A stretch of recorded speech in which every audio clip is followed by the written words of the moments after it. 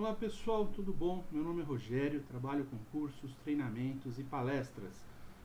Quem quiser entrar lá no meu site, procura lá, tem cursos de logística, tem cursos de contabilidade, tem cursos de comércio internacional, enfim, muitos cursos, tá? Podem ajudar profissionalmente e também para aqueles que estudam ou prestam concurso público, tá? Tem muita coisa interessante lá. Muito bom.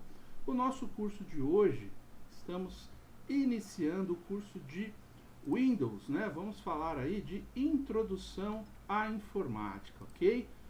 Esse curso ele é voltado para aquelas pessoas que ainda não têm, né, um conhecimento maior sobre o caso, precisam se aprofundar, melhorar um pouco esse contato, não é, com esse tipo de equipamento, seja computador de mesa, computador de mão, celular, né? Tem muitos equipamentos hoje utilizando sistemas operacionais. Nós vamos falar aqui do Windows, mas vamos também dar exemplos de outros sistemas e comentar sobre eles, tá? Aprendeu um, aprende quase todos. O jeitão é sempre o mesmo, tá bom? Introdução à informática, é isso aí. Conhecer melhor aquilo que a gente precisa, aquilo que a gente utiliza no dia a dia para trabalhar e para estudar, tá bem? Conteúdo desse curso, então, vamos falar aí sobre informática, né? Um pouco de história, um pouco dos significados, softwares e, é inevitável, vamos falar de hardware também, software e hardware, tá? Vamos conhecer o que é cada uma dessas coisas durante o curso com bastante calma. Tipos de boot, né? De boot, que normalmente o pessoal comenta, que é ligar e desligar um computador corretamente. E aí vamos sim falar do Windows 7 com mais ênfase, sistema operacional mais utilizado no mundo. É óbvio que existem muitos outros hoje, principalmente em celulares, não é? Mas nós vamos comentar isso durante o curso. Quem sabe mexer com um, para que serve, como funciona, vai entender a maioria dos outros sem grandes problemas, tá bem? Vamos comentar sobre os acessórios do Windows 7, o que vem já instalado na máquina quando você instala o Windows, o que você pode usar, pequenas ferramentas já de editores de texto, de figuras, calculadoras e outras coisas mais, tá bem? Para a gente poder utilizar o computador, já ir perdendo esse receio qualquer de lidar com essas telas todas, né, com as janelas do Windows, conhecendo esses acessórios. Vamos falar de painel de controle, aí onde nós conseguimos personalizar, controlar todos os equipamentos que estão conectados ao computador, né? Seja por fios ou seja Bluetooth, enfim, né? Sem fios, né? Wireless, com fio ou sem fio, tá bem? Aplicativos, o que são, para que servem, como funcionam, não é? Como baixar, como trabalhar com alguns deles, os mais simples, porque nós estamos aqui falando de introdução à informática, tá bem? Ferramentas de sistema também são ferramentas que nós vamos utilizar para configurar os equipamentos, configurar as telas, configurar aquilo que precisamos, tá bem? E vamos falar também de proteção, não é? Vírus, antivírus, firewalls, né? Para que servem essas coisas, como funciona, como instalar. É isso aí, um conhecimento geral de informática àqueles que precisam profissionalmente ou para estudar, não é? Ou simplesmente porque precisam e querem conhecer como funcionam essas máquinas, enfim, aqueles que ainda estão fora aí do habitual, né? Não utilizam todos os dias, ok? Vamos lá. Em primeiro lugar, informática nada mais é significado simples e óbvio, né, de obter informação automática, né, de modo automático, ok? Então nós colocamos dentro de um computador, que é uma máquina capaz de receber, processar, transmitir e armazenar informações, tudo aquilo que a gente deseja para que tudo isso possa ser processado, recebido ou enviado, ou transmitido ou armazenado de forma automática, com uma capacidade maior de lidar com essas informações, ok? Então nós temos hardware, né? O que é hardware? É a parte física do computador. É o monitor, teclado, mouse, impressora, scanner, saída de som, né, câmeras, microfones, enfim, tudo aquilo que você tem fisicamente conectado ao computador, seja por fio ou sem fio, ok? Não tem diferença, tudo isso é hardware.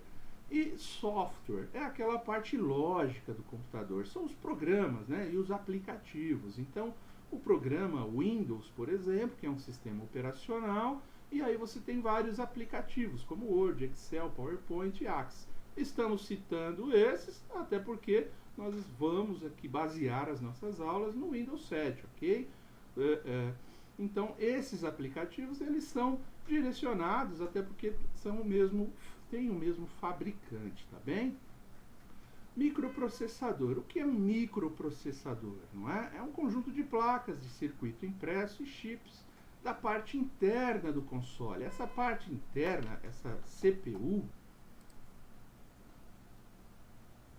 a CPU é aquela, num computador de mesa, né, num desktop, é aquela torre, né, que fica ao lado do computador, onde fica dentro dela todas as placas, os HDs, enfim, tudo aquilo que um computador precisa de placa para funcionar, tá bem?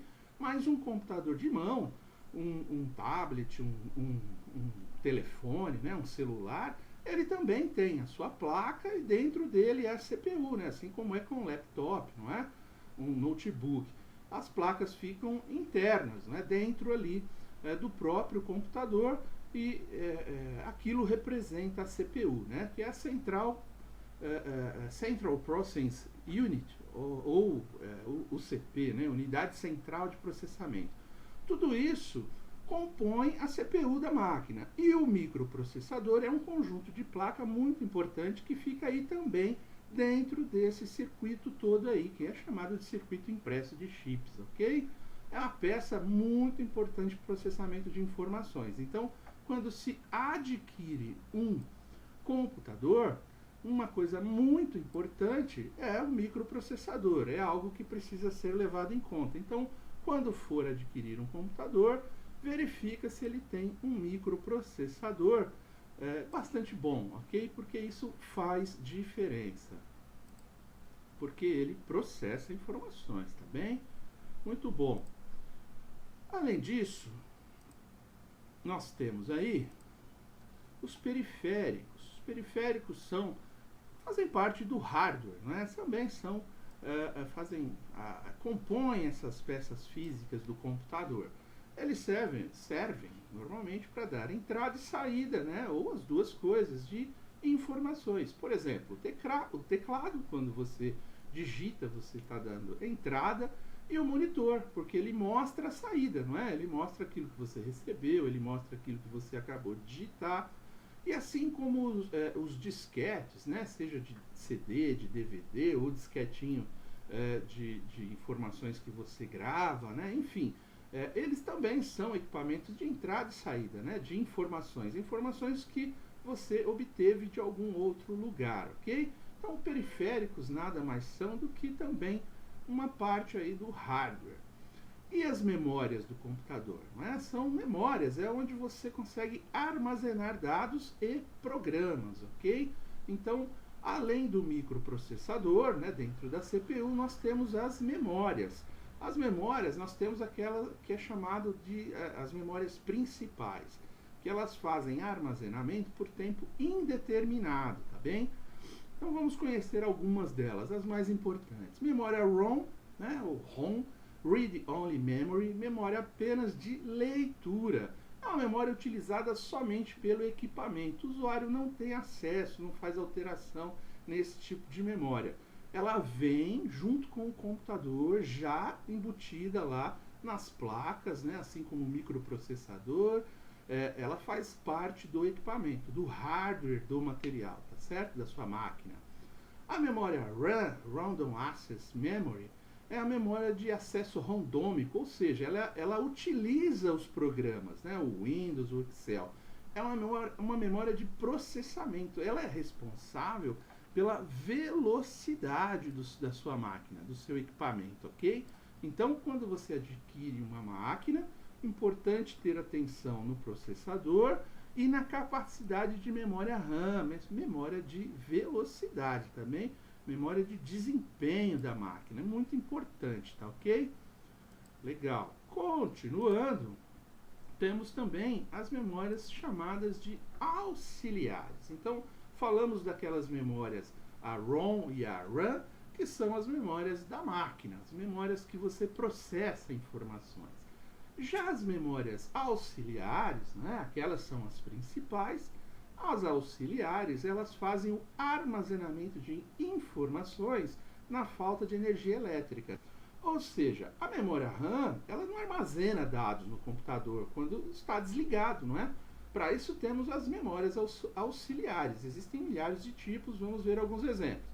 A memória RAM, ela só processa informações, ela não armazena, ok? Ela processa, por isso que você tem que salvar os seus arquivos em outro lugar, não é? Então você, quando está trabalhando com alguma coisa, seja um editor de texto, uma planilha eletrônica, tudo isso nós vamos ver com calma mais adiante, mas você, de tempos em tempos, você vai trabalhando e vai salvando. Salvando aonde? Nessas memórias auxiliares. A memória RAM, ela vai processando o seu trabalho e a memória auxiliar salva, ok?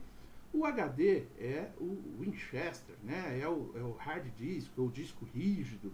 Ele faz parte do hardware da máquina. Fica na parte interna também, ali do gabinete, ou do seu celular, ou do seu laptop, ok? E ele é que permite gravar, apagar e alterar dados, né, nos arquivos que você possui salvos, né, dentro do seu equipamento, ok? Isso também é muito importante na hora de adquirir uma máquina, né? Então vamos dar um exemplo de um celular. Hoje nós temos aí celular com 4 GB, vamos ver o que é gigas, o que é megas daqui a pouco, tá bom? 4 GB, 8 GB, 16 GB, enfim, vai aumentando a capacidade do celular e, óbvio, vai aumentando o preço também, né? Vai se tornando um celular mais poderoso para armazenamento, ok?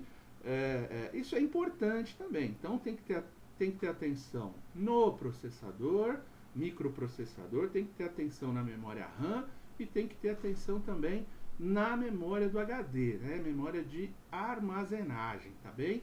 Para você ter uma máquina poderosa de acordo com aquilo que você quer fazer. Se você tem arquivos simples, pequenos, arquivos de aplicativos apenas, você não precisa de uma máquina tão poderosa.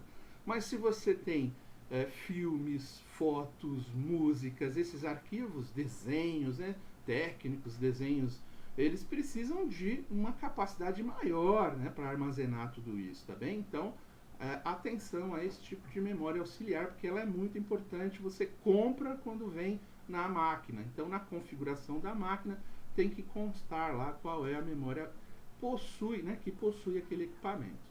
E os CDs, né, os CDs ROM, CD-ROM, eles são CDs, né, tanto CD como DVD, eles são de leitura, né? A gente não consegue alterar o conteúdo desses CDs. Então, quando você compra um DVD de filme ou de música, né, um CD de música, ele vem gravado, você pode ter acesso à informação que está ali, a música ou o filme, mas você não altera ele, né? Você não entra lá e salva outra coisa em cima daquilo. É óbvio que existem aí alguns softwares, né, no mercado disponíveis para isso. Você pode conseguir fazer esse tipo de coisa, mas aí, assim, nós já estamos falando de um nível de usuário de informática que vai um pouco além de simples usuários, né? Já se tornam aí pessoas com outros interesses mais de programação, de consertar equipamentos. Não é nosso caso aqui. Nós estamos preocupados aqui em conhecer informática, não é? Perder o receio, trabalhar com o Windows e outros sistemas parecidos de forma natural, tá bem? E nós temos também, ainda falando de memória, os pendrives, pendrivers. Eles servem, né, para guardar, conduzir, transferir arquivos rapidamente, ajudam a manipular imagens e arquivos que não cabem num CD, por exemplo. Então, você quer manipular informações, levar de um computador para o outro, você usa um pendrive, né? Ou é óbvio que você pode fazer tudo isso pela internet, transmitir um arquivo, né, hoje por WhatsApp ou qualquer outro tipo de aplicativo, né? Você pode transferir por e-mail, você pode colocar na nuvem, né? E salvar na nuvem, que a nuvem nada mais é do que um computador, né, que fica armazenando dados para você em algum lugar, tá bem? E, obviamente conectado à internet. Mas o pendrive é também uma solução boa, né? Hoje nós temos pendrives aí com uma capacidade muito grande, né? Assim, você consegue armazenar 64 GB, até mais, dentro de um pendrive, né? Um equipamento bem pequenininho que você pode colocar no bolso e levar para onde você quiser sem colocar nada na internet, se você tem algum receio com algum tipo de invasão naqueles dados. Obviamente os pendrives, eles assim, né, como eles têm uma particularidade de transmitir os vírus também, né? Então temos que tomar cuidado de sempre utilizar antivírus, tanto quando você coloca numa máquina, quando você leva para outra, porque senão você acaba levando os vírus, que são programas, né? Nós vamos ver com calma isso, ele leva de uma máquina para outra, são programas com intenções não muito bem-vindas, né? Então assim, tomar cuidado com os pendrivers, mas são muito úteis para muita coisa, ok? Assim como HDs externos, né, que são mais potentes, tem HDs com a mesma capacidade ou até maior capacidade que o seu próprio computador. Isso serve para quem precisa fazer muito backup, né? Ou seja, guardar informações em dois lugares, porque se você perder a do seu computador, você tem aquelas mesmas informações em outro lugar, ok? Isso chama-se backup, né? Ou seja, uma cópia dos seus arquivos num outro lugar. O pendrive serve, inclusive, para isso também, tá bom? Continuando, então, vamos aqui entender um pouco já que falamos aqui de mega, de byte, né? O que é isso, né? Um computador, ele faz a leitura através de código binário, né? Como ele entende as suas informações.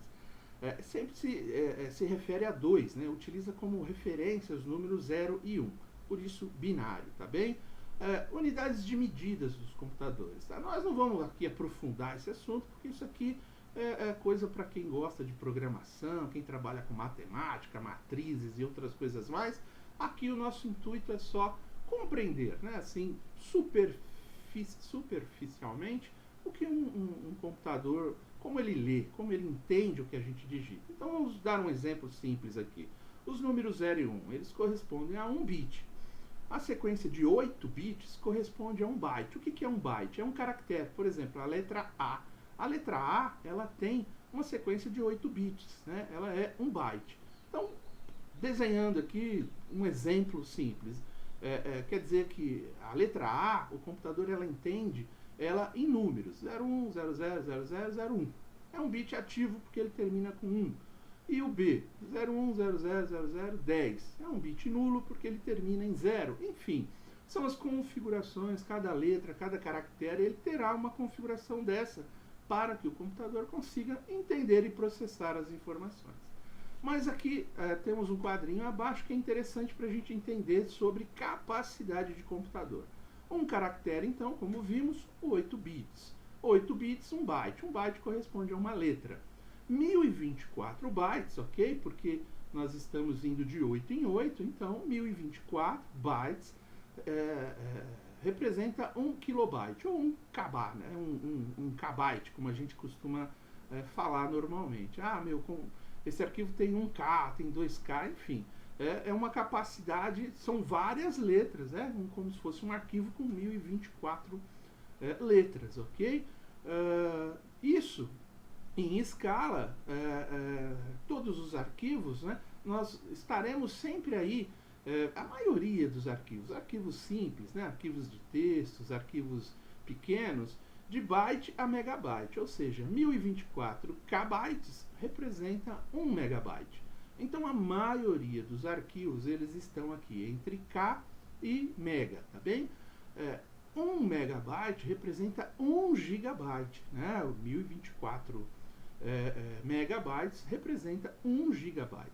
A maioria das máquinas trabalha com gigabytes, né? Então, como nós falamos, num celular você tem 4 GB, 8 GB, 16 GB, 64 GB, ok?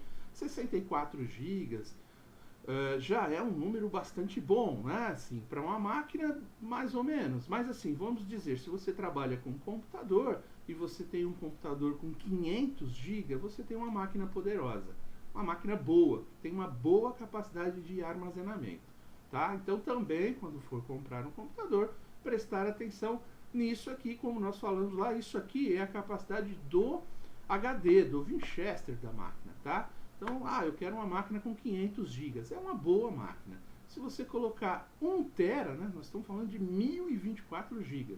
1 tera já é uma máquina muito boa, excelente. Para o dia a dia, tá, gente? É óbvio que tem profissionais, né, que vão utilizar máquinas muito maiores. Aqui temos até 1024 teras, né, um penta, assim, é quase com uma capacidade infinita, né, de armazenamento de informações, tá? Mas aí depende, né?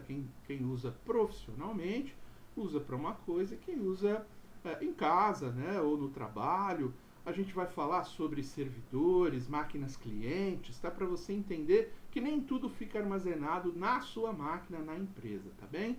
É isso, gente. Nossa primeira aula, a gente para por aqui. Voltamos já já com nossa segunda aula.